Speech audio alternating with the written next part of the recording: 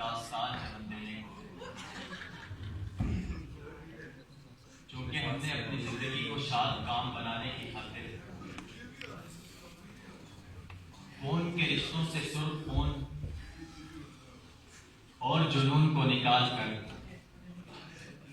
खुदाई सोच, फिक्र और फहम से आए लोगों को खुद पर सवार किया।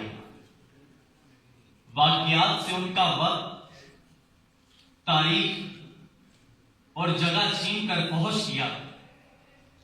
दिलासों की कमजोर हथकड़ियों को हमने मातम करने वालों के हवाले किया। सो इसलिए हम इस कबीले के 22 करोड़ अफराद नहीं, साए हैं सदर अली वकार।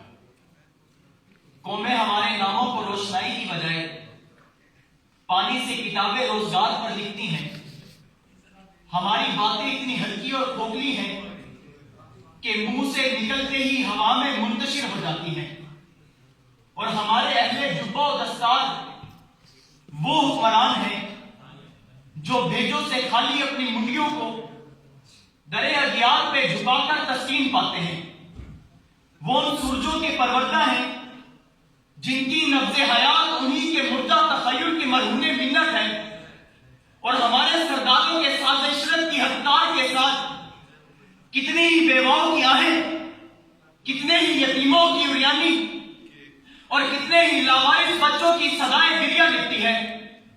और हमारा माजी तो पत्थर पर खोदी हुई यह हकीकत है कि हमारे कबीलों के सरदार दरिया के उस पार मुसर्रत और ख्वाबों की आजाद जमीनें दिखाते थे।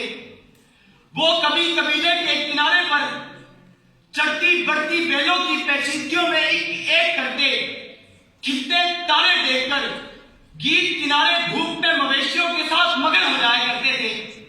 लेकिन है सदर अली वकार, अब हमें ऐसे दूर दराज कबीलों में फेंक दिया गया जहां से मासूमों के समंदर में बहते दर्द के उस पहाड़ पर आ गिरते हैं, जहां इंसानों के साथ एहसास का कोई ताल्लुक नहीं होता कि हर गुले बात से खुशबुए वफा आती थी, बादे प्रेम लिए बादे समा आती थी।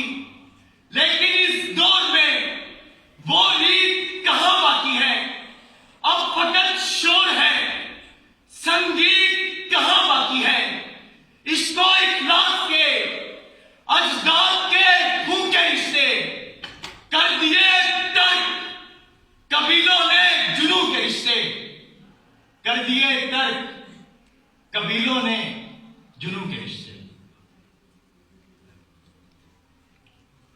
एक संत ये शोर था जीवकार कि हमारी शनाख्त को लापता हुए 72 साल बीत गए। दूसरी संत एक और शोर ये भी था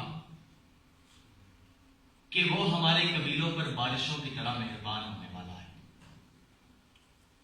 मगर तीसरी संत तो हमारी कारीगरी ये थी कि हमने अपने खुदा को अपने अक्स में तख्लीक कर डाला। उसके माथे पर हमारी तरह बल पड़ते थे, वो बल जो हमारी नापसंदीदा चीजों को देखकर नमदार होते थे और हमारी मनचाही चीजें सामने आते ही मिट जाया करते थे। वो हमारे दुश्मनों पर बांझ कर देने वाला कहर भेजा करता था। वो हमारी औरतों को नर औलादे दान किया करता था और हमारे खेतों की हरियाली को गर्म धूप से सुनहरा किया करता था। और जब उसके दिखाए हुए ख्वाबों में हमने अपने दुश्मनों पर फतह पाई तो शुक्राने में हमने भुनी हुई भेड़ की रान भेजी। वो जमीनी खुदा हमारी पेशकश से राजी हुआ और उसने इस बदले में हमारी भेड़ों को ऊन से लाद दिया। ये उन रंगरलियों के गोल चक्कर हैं जीवाकार, जिनमें हर 5 साल के बाद हम घुमा करते हैं। ये वो रंगीनियां हैं जिन्हें मनाने की खातिर हमारे कबीले का एक सरदार हमें हर 5 साल के बाद दावा देता है।